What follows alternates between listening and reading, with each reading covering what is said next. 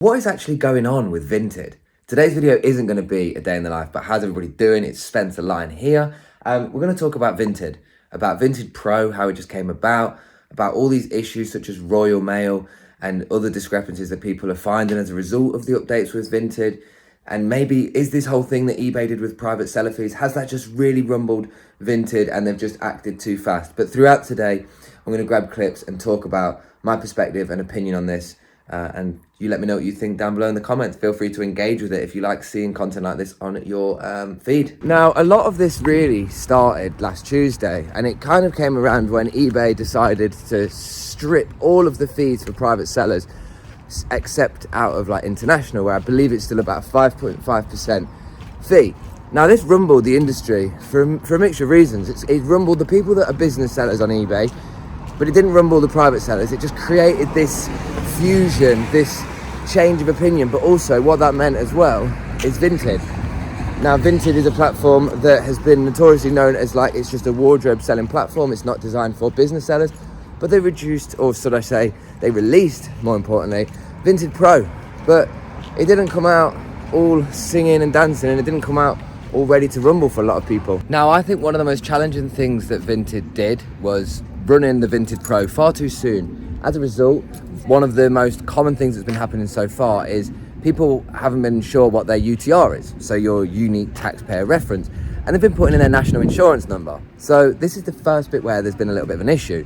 People's national insurance numbers have been appearing on their Vinted Pro pages, and that's something that you only get one in your lifetime, and it's something that's unique to you, and as a result it shouldn't be something that's in the public eye for quick frauds and scams. So that's kind of the first area that Vinted slipped up in this sort of eBay versus Vinted Pro rat race, if you will. Now, it isn't actually to say that this is an eBay versus Vinted fiasco. It's more about what has eBay just done and released, how have Vinted reacted, and how is this affecting the landscape of not only just the way that consumers are buying from the platforms, but the way that customers or sellers, are actually using these platforms to now harness it. There's a lot of people, due to some of the things that Vinted have been doing already, of saying they're going to go back to eBay, and the private sellers, the fees for that is like, encouraging people of that scope. But what does this really mean for the landscape of reselling through Vinted and eBay? What's actually changed, and what do we actually need to take note of? The first thing to take note of is it's never been more of an accessible time to get into reselling by a means of selling your own stuff through Vinted underneath a wardrobe, or to be a private seller selling some of your wares as a sole trader or in a smaller non-profit organization, or just like a wardrobe seller. The access point has never been easier, and it's never been easy to get into. And this is one of the most easy industries now that people can jump into and find their feet with. But what are they finding their feet with, and how can they sort of understand what they're doing in the best way? One of the most important things I've always said, especially when using a platform to sell, is where do you like to buy from? I always would reverse engineer it. Sell where you like to buy, and then you will sell better with where you like to sell. So if you use Vinted as a consumer, it might work for you as a seller. But if you've never used it, then maybe try eBay, because the private fees will offer this. But what has actually happened with Vinted and eBay? What do we need to know about everything? And is there anything that I'm not touching on, or any perspective that's going to be useful for you to know? One of the biggest ways at the moment is the way that they're actually using shipping. So Vinted released a new thing that seems like a bug, but like a non-integrated Royal Mail, and people have started to kick up a fuss. And it's clear that the way that you send the parcel is an integral part into the way that you will adopt and sort of work with the platform. As a result, if you are, working on a way that it doesn't make sense for you to actually sell the products, in a sense where if you don't have a Royal Mail close to you and you're having to go to do that, then it's not going to be viable. But that's one of the biggest roadblocks that's being caused in the disruptance with the eBay versus Vinted, which I don't feel, again, that it is eBay versus Vinted. I feel that there's a lot of other platforms that you can't actually sleep on, but they are the two that are in question right now. Remember, if something's easy, then everybody can do it. And something like Vinted has created this easy flow of everything, where it's simplified processes, no fees, you get integrated shipping and labels and stuff. But the reality is, for those that want to get into reselling and stuff, is that it's not as easy as that, and it's not as simplified as that all the time. I think that was one of the things to note to Vinted's detriment.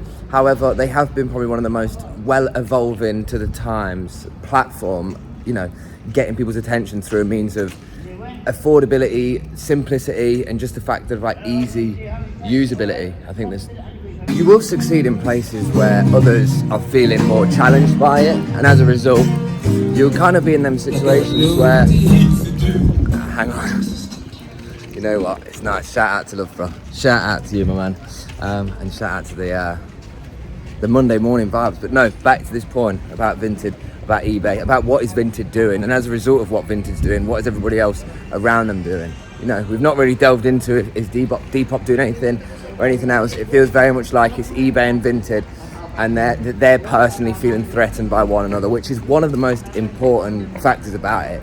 They both feel threatened. You know, this whole thing that I've said before, like it's a lower mindset to compete and it's a higher mindset to collaborate, and that really means that people that want to compete are threatened and feeling like that they're taking the business, whereas the collaboration is like, you know, imagine if eBay and Vinted work together. You know, remember, Etsy owns Depop. They bought it for a few billion a while ago, and they're kind of like in the shadows, not doing much. But are they going to do something? Are they going to come about when, you know, Vinted and eBay have finished their little back and forths? Understandably, that's a completely different point. And I think one of the biggest things that most people are trying to question with Vinted, with eBay, with the platforms is, how do I seamlessly transition this process to like a tax paying status, or in a situation where I'm not going to have HMRC knocking on my door? Because that's what they're doing. Vinted Pro really was going to come about anyway, because essentially the side hustle tax that was initiated in January is something that's been going on all the time. If you make money on the side, you're liable for paying tax. That doesn't need common sense, that just needs reminding people, I think. But how do we actually make sure that what we're doing is like sensible with the platform we're on? Like, how do you know that you're keeping above board with Vinted? How do you know that you're keeping above board in the right way with eBay? Well, simple searching, simple learning online will let you know. The Gov website will let you know what the sort of requirements are for the side hustle tax, which is one of the most important things. I genuinely believe, understand that, and you'll understand where you'd like to place yourself. Vinted Pro, I genuinely believe, is too early right now for us to make any like understandings of whether it's a good thing for Vinted or whether it's a bad thing. Are people going to be able to charge more? Who knows? But what we do know is that eBay's been a long-lasting platform. I don't work for either of them, and I try and do this with the most like non-bias, but eBay has a better track record and it's got a bigger history, but Vinted is a trend platform, and you got to remember what trends represent. They represent a moment in seasonal time. The minute that platform starts to do stuff like not letting people turn off Royal Mail, showing people's national insurance number, these are certain things that like eBay probably had to learn many years ago. And let's not even get started on the sort of scams that sit there. I don't even think it's about Vinted having answers for the things that they've done wrong. I think it's just for them understanding their own blueprint that they're trying to create. It's no like mystery that it was obvious that they released Pro prematurely amidst what eBay had announced. And I think that they could have sat there with a bit more of a strategy plan. You know, you look at Depop, you look at places like Etsy, Vestiaire, Grailed, other platforms that you can sell on. They're not feeling challenged by it. And obviously because these two, eBay and Vinted, represent two of the biggest ones, it doesn't mean to say that there aren't other ones that are watching this unfold and readjusting their strategy. I would like to see what Depop will do in the next 6 months amidst all of this. Will they remove fees or will they just add new features? Personally, I think you want platforms to add more features rather than giving you everything for free, because you know what they say, if everything's for free, you know, if you download an app and it doesn't cost you, you're the product. Remember that.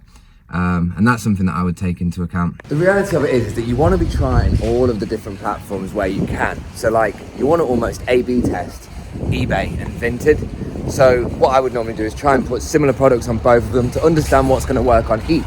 Now it is a bit separate to the point of what's actually going on with Vinted, but it's just a little bit of additional like insight that I would personally look at when giving an opinion on what I think about a platform, because everything is relative to your personal perspective and experience. Royal Mail isn't an inconvenience if Royal Mail is close.